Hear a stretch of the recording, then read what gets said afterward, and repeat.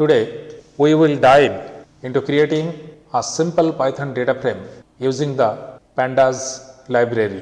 Let's go step by step and break down each line of code to understand it better.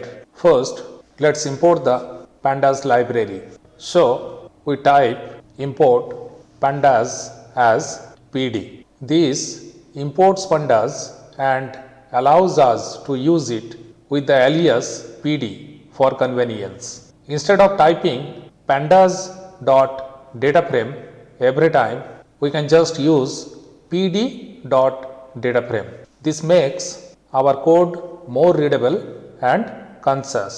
Next, let's create a dictionary that will hold our data.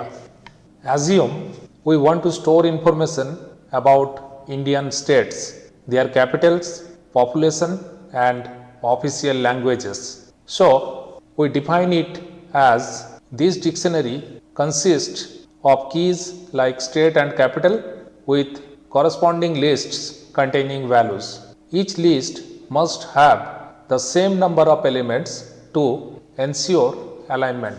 Now let's convert this dictionary into a Pandas DataFrame. Here pd.dataframe is a method used to create a structured tabular representation of our data.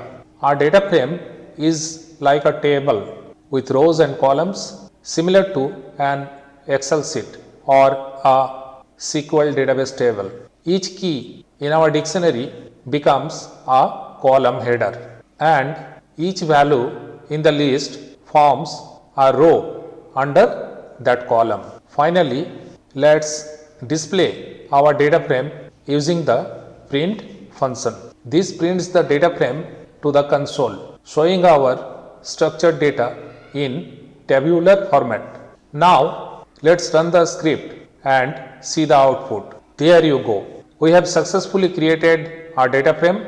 You can use this technique to create your own data frame. So in our next video, we will explore advanced features of the Python data frame.